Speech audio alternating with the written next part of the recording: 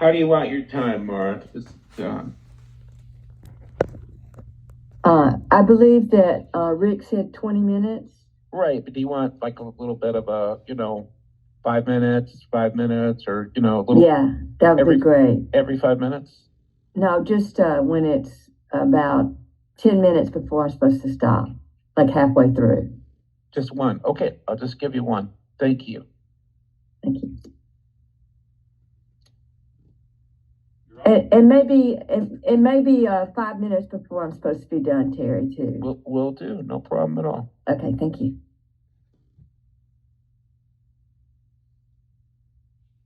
We're good. Mira, take it away. Hi, I'm Mira, and I'm a compulsive overeater and an alcoholic. And thank you for having me here at Bridge tonight. I believe that I have always been addicted to sugar, and that I also developed alcoholism at an early age.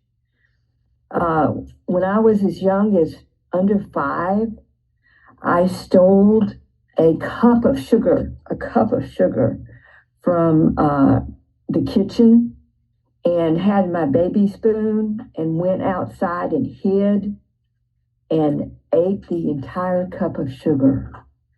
And I distinctly remember how it felt, what it tasted like, how much I enjoyed it, and how all I could think of is that I wanted more.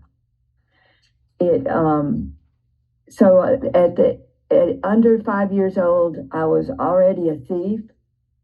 I was dishonest, and I was secretive about my eating.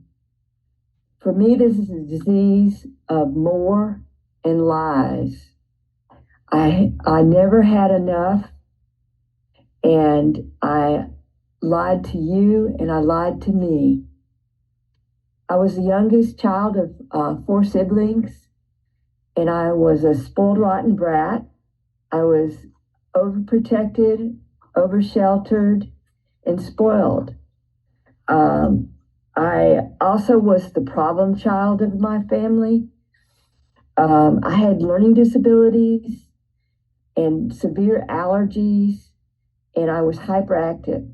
And I think the hyperactivity and the allergies were probably from the result of me binge eating constantly on sugar and unhealthy food.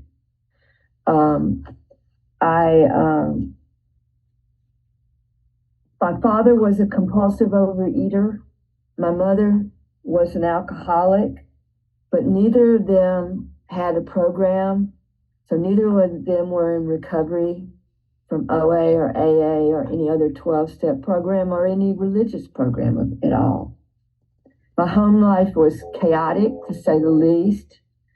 My father was a rager, and I was codependent with my mother. I was always protecting my mother from my father. I was an athlete. I was hyperactive, so I was in constant motion. And I swam competitively and did other sports. But all that ended at the age of 12 when I broke my leg on a trampoline. I broke my leg in 8 places, and I was confined to my bed for 4 weeks, and I was in a half cast for 8 weeks more. And in that period of time, because I was no longer able to be active, and also because all I could do was lay around and eat. And my mother let me do that because I was in pain and unhappy. And it was probably my first experience with depression. There were some good things that came out of that period of time in my life. I'm an artist, and I began to draw then. That was one of the things that I occupied myself with while I was in bed. But mostly it was a very sad and traumatic time in my life. I gained 40 pounds, and it began the cycle of yo-yo dieting for me. And I would eat compulsively and gain weight, go on a diet, restrict, over-exercise, lose weight, gain the weight back because I would begin eating compulsively again, lose the weight. This went on all my life until 2016 when I came back into OA for the second time and got abstinent and lost weight and have maintained a healthy body weight for 5 years now.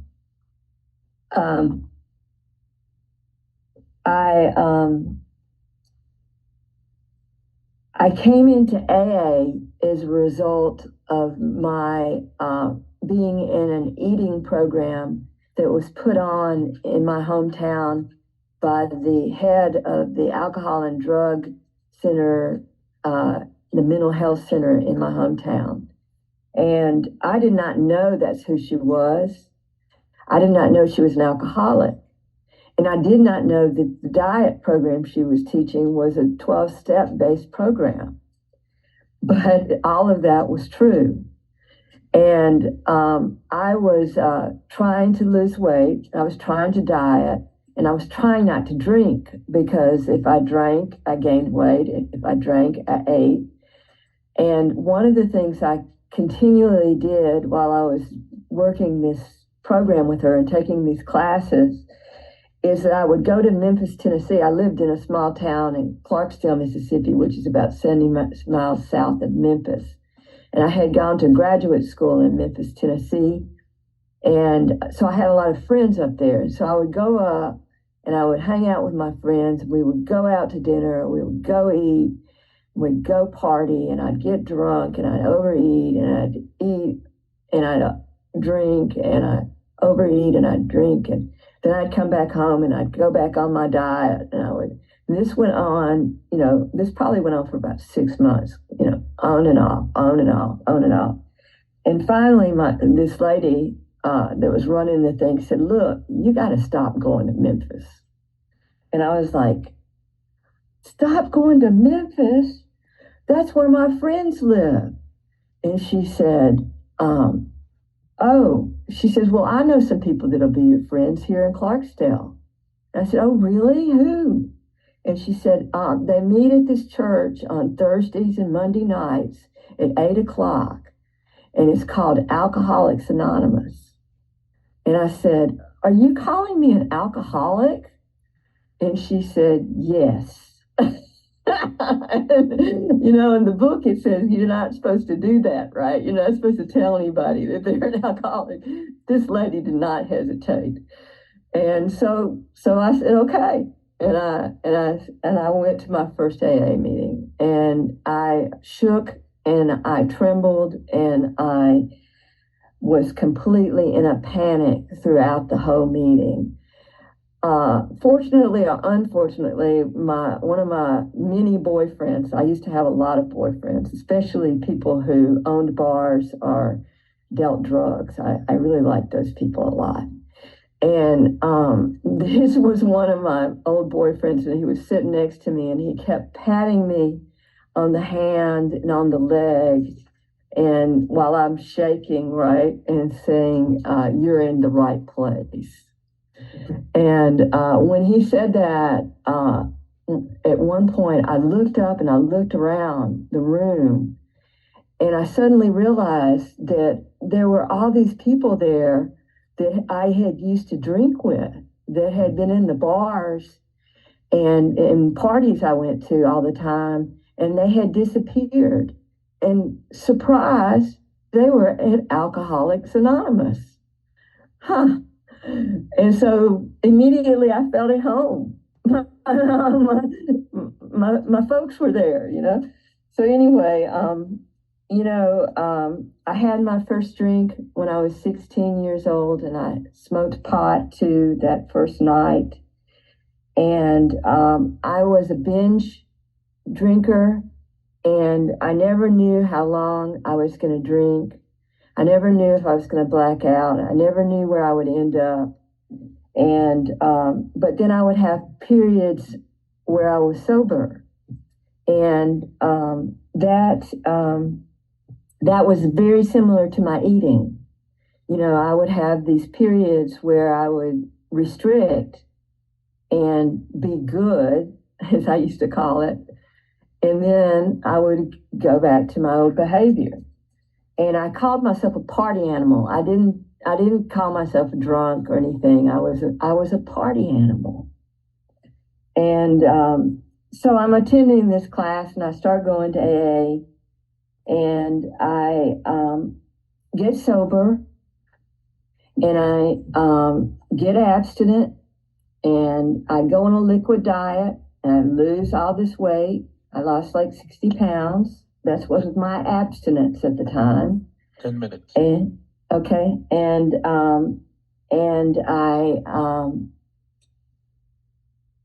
I just did the deal. I got sober, and I worked the steps, and I had a sponsor, and I sponsored people, and this went on for like 12 years.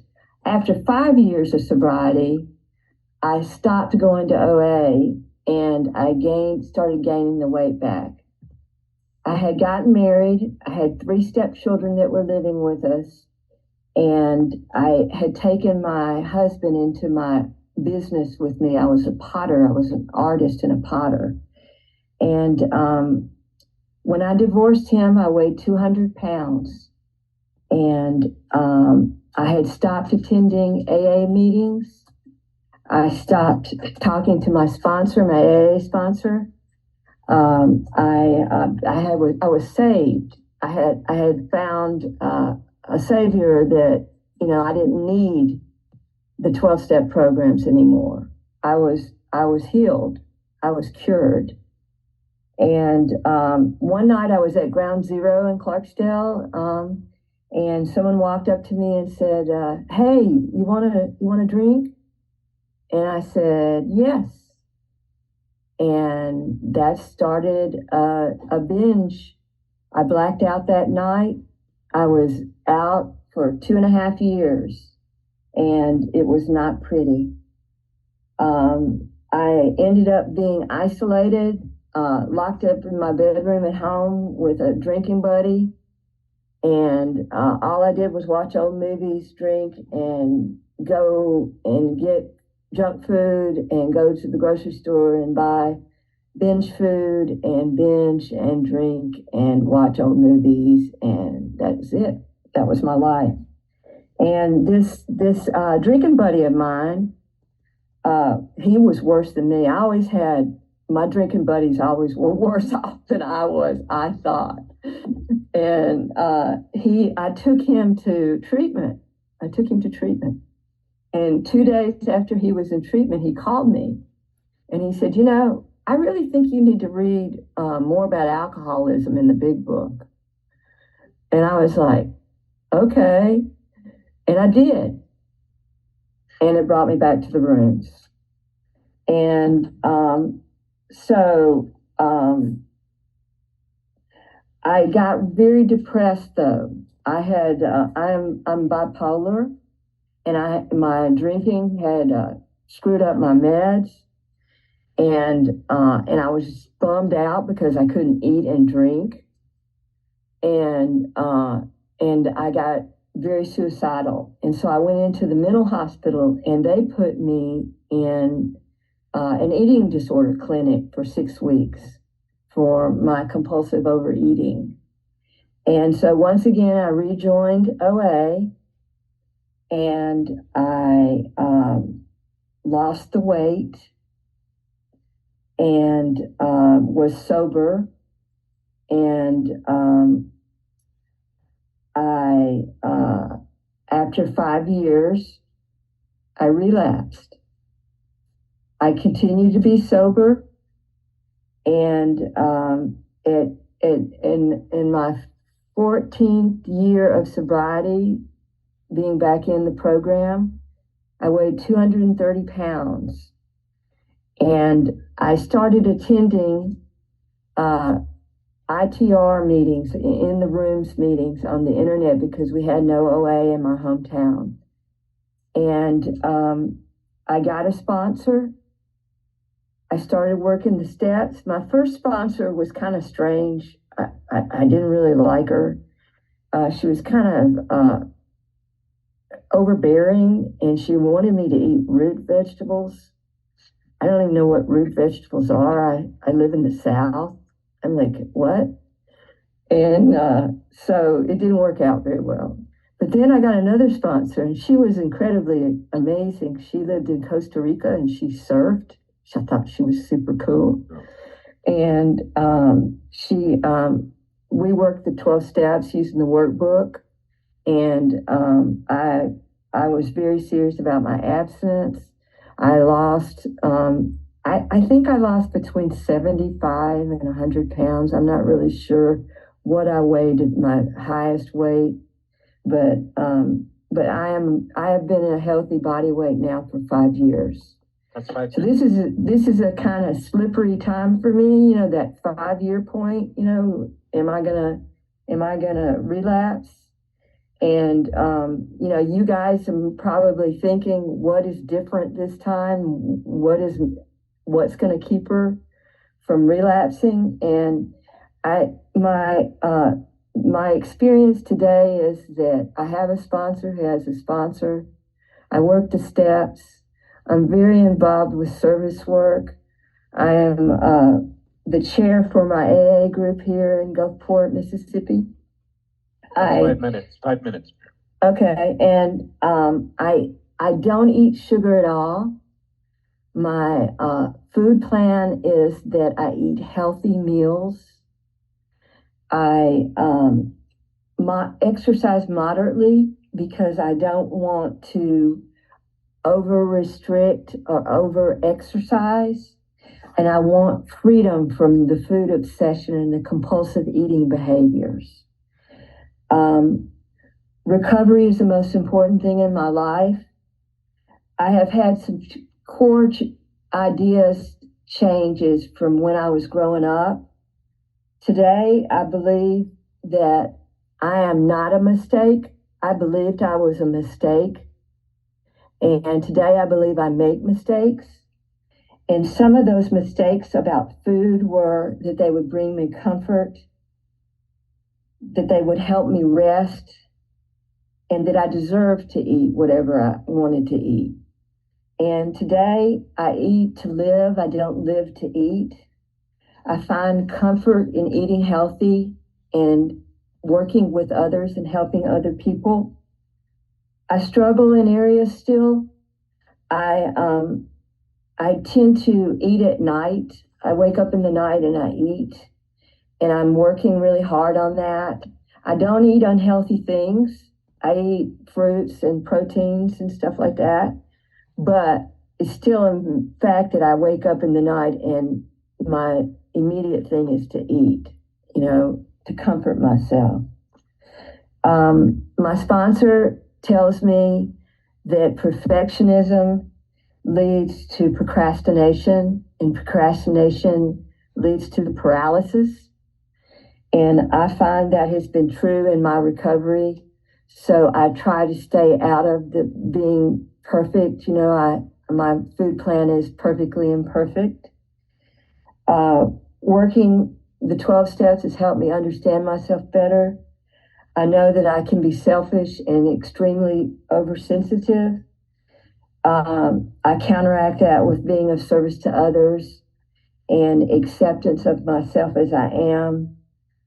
And I turn my alcohol, my food, my weight, my body, the scale, and the right and the need to be right over to God. My spiritual growth has grown from believing in a God that was a punishing God to believing that it doesn't happen to me, it happens for me. And today I believe that nothing is going to happen to me today that me and my higher power can't handle together. So I just work hard at having a balance in my life and taking this one day at a time. I want to thank you for allowing me to share my story with you, and I'm a grateful recovering alcoholic and compulsive overeater. Thank you. Vera, great share. Great share. Very good. You did great.